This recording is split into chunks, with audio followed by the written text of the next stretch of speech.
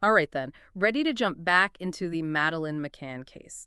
Seems like there's still so much to unpack here, and judging by the stack of sources, you've been busy. We've got excerpts from Vanished, that big old Portuguese police report, the PJ files, right? And even some analysis on how this whole thing played out online.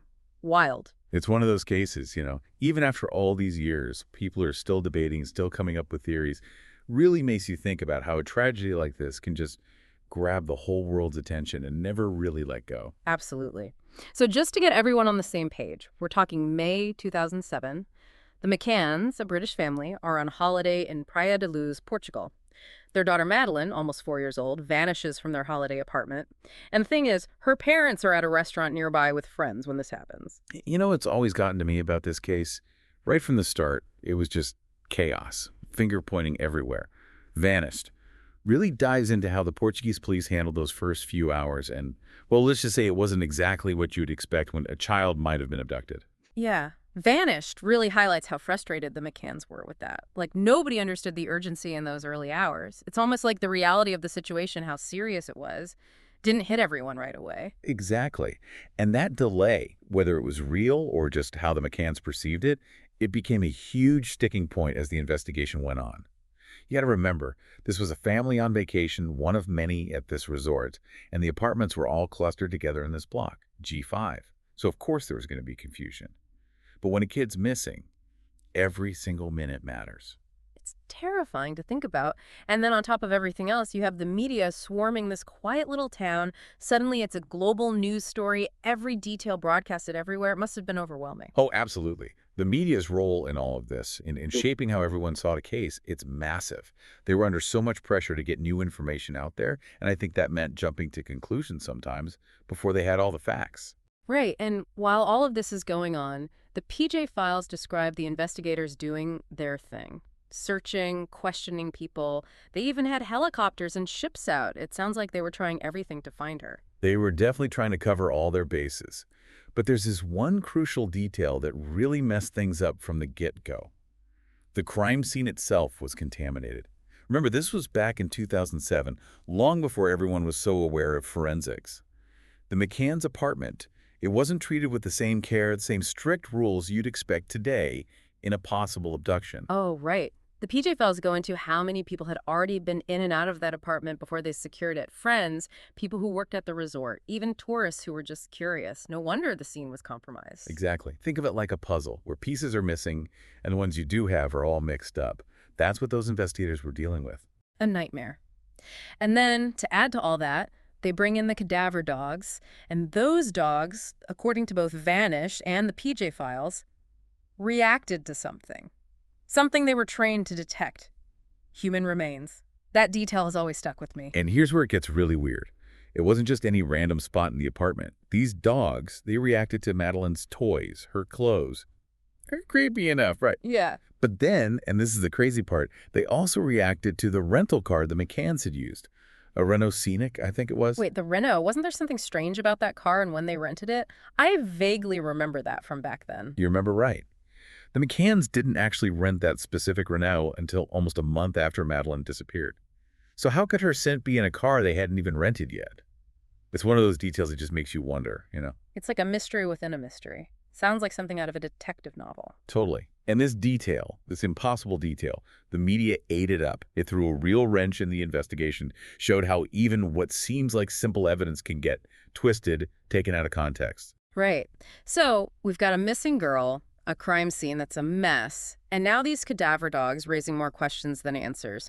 No wonder the investigation went in so many different directions. And that's where we meet our first person of interest, Robert Murat. He was a British-Portuguese guy living near that Ocean Club resort where the McCanns were staying. Didn't he end up in the spotlight really early on? Like the media zeroed in on him? Big time. Vanished really lays out how Murat's location, the fact that he lives so close to the McCanns, and then him being an interpreter for the police at first, it all just put a huge target on his back. Classic wrong place, wrong time situation. And I'm guessing the media didn't exactly hold back. Not at all. Murat always said he was innocent, but the media, they smelled the suspect. Photos of him were everywhere. Newspapers were digging into his life. People were saying all sorts of things about him, just speculating like crazy. Vanished? Even mentions that he got physical threats at one point. That's scary. It just shows how public opinion, especially when the media is fanning the flames, can spiral out of control. It's important to remember, though, that Murat was never actually charged with anything. Absolutely. Even with all the media attention, all the scrutiny, the police never found anything strong enough to actually accuse him of doing anything wrong. Still, you have to think about how that kind of attention, even if you're innocent, would affect you. But even though the Murat lead went cold, the investigation itself didn't.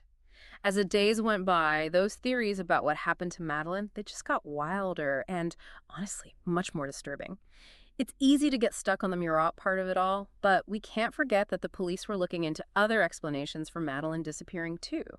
Right? Absolutely. Vanish talks about a couple of eyewitness accounts that seem to back up the abduction theory. There was Jane Tanner, who was friends with the McCanns. She said she saw a man carrying a child away from the apartment Yeah. right around the time Madeleine vanished. Oh, yeah. Vanished, says Tanner, described him carrying a child wrapped in a blanket. That image always sends chills down my spine. Were there any other sightings that seemed to fit with that? There was another one, actually. Another family, the Smiths, said they saw a man who matched the description around the same time, same area. They were on vacation at the resort, too. Two separate people, same description, same time frame. That's a huge lead, right? It definitely made abductions seem more likely. Yeah. But even with those sightings, the police had to consider everything else, too. Like, what else could it have been? Well, there's the theory that Madeleine just wandered off by herself. Uh, I know, hard to believe, but vanished reminds us that the patio doors at the back of the apartment, they were unlocked at night. oh, wow, I forgot about that. So she might have woken up, couldn't find her parents, and just walked out looking for them? Exactly. A child that age, they're curious, adventurous. Sometimes they don't think about the danger. It's heartbreaking to think about, but it's definitely possible. Vanished makes a good point, too. Even if she did wander off, what if someone found her, someone with bad intentions? It's every parent's worst nightmare. It really shows you how terrifying the whole situation in Praia da Luz was. But that's not all. Vanished also goes into the possibility of child trafficking, which is just awful to even think about. I remember that being huge in the media at the time. Why was that theory so disturbing? It all comes down to where Portugal is. Geographically vanished. Explains how back then, Portugal was a known spot for trafficking rings moving between Africa and Europe. And with everything going on with child exploitation in both places, it's no wonder people thought of that. It's a hard truth to face. It really is. And speaking of hard truths, vanished also brings up the Casapia scandal. Remember that one? It really shook Portugal in the early 2000s. That was about the kids being abused, right? In those state-run homes. Horrible stuff. I remember reading about it. What does that have to do with Madeleine? Well, it revealed this awful pattern of child exploitation in Portugal. And there's a direct link to Madeleine's case. Paulo Rebelo, the detective who took over, he was the same one who led the Casapia investigation. Wow, so he knew that world, the dark side of these crimes. That changes things. For sure. Even just that connection, it made people wonder if there were bigger issues that might have affected how they looked for Madeleine. It fueled the idea that maybe there was something more to it all, something they weren't seeing. So you've got all these theories, a little girl missing, and this investigation with so much pressure on it. And then out of nowhere, the McCanns become the suspects. It's crazy. I remember that. It was everywhere in the news. The McCanns named as arguidos. What does that even mean, though, in the Portuguese system? I mean, Yeah, it's not really a term we use in a lot of other legal systems, which is probably why it caused so much confusion back then. Vanished actually breaks it down pretty well. Basically, being an arguido means you're officially under suspicion, but you haven't actually been charged with a crime. It's this weird gray area, not a suspect, but not off the hook either. And in the public eye, that's a tough spot to be in. so what made the Portuguese authorities put that label on the McCanns in the first place? Well, if you look at Vanished in the PJ files, it seems like it was a few things. There were some inconsistencies in their first statements, which, I mean, who wouldn't be a mess after something like that? But the police, they focused on those inconsistencies. And then, of course, there was the whole thing with the forensic evidence, especially those cadaver dogs. Right, the dogs that reacted to, what, traces of human remains? Yeah, In their apartment and then in that Renault they rented. And the timing of the rental car was definitely odd. exactly. And those dogs, they also reacted really strongly to Madeleine's stuff, her toys and clothes. So you put all that together, and some people started thinking that maybe Madeleine had died in the apartment, and that her parents were somehow involved either in her death or in getting rid of her body. It's important to be clear, though, that this was all just speculation, right? They were never charged with anything. No, never. The evidence they had, the forensics, it was never enough to directly connect them to any crime.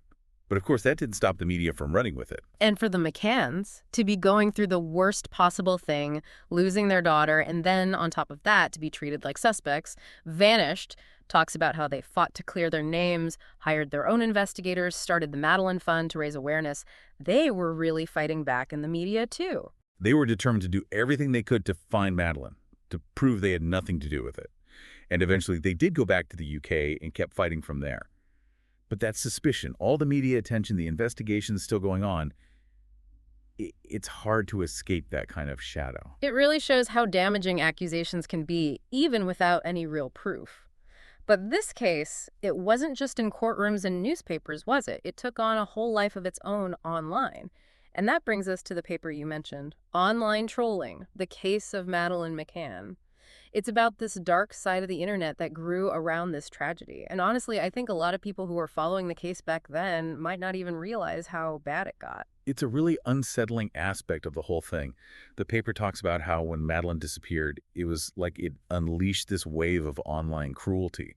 People hiding behind fake names, using social media to spread lies, attack the McCanns, even, and this is just awful, celebrating Madeleine being gone. I can't even imagine saying those things, even thinking them.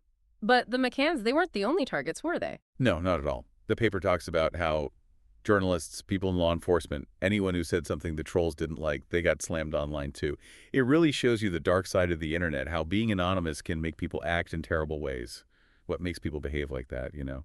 So where do we even go from here? We've got a missing child, theories everywhere, an investigation that was under a microscope, and so many unanswered questions. Madeleine McCann, after all this time, it's still a mystery. It's a case that really made everyone rethink justice, the truth, even human nature itself. You know, what gets me, what's so tragic, is how a story like this shows you how flawed memory can be, how evidence can be misinterpreted, and the speculation, the rumors, how much damage they can do. It's a case that captured the world's attention, no question. It made people debate how parents should act, how the media should cover these kinds of stories, and it showed everyone a very dark side of humanity. You've given us a lot to think about. It really all comes down to this. Can we ever really know what happened to Madeleine? The evidence is out there somewhere, but will the truth ever really come out? I guess that's something for everyone to decide for themselves.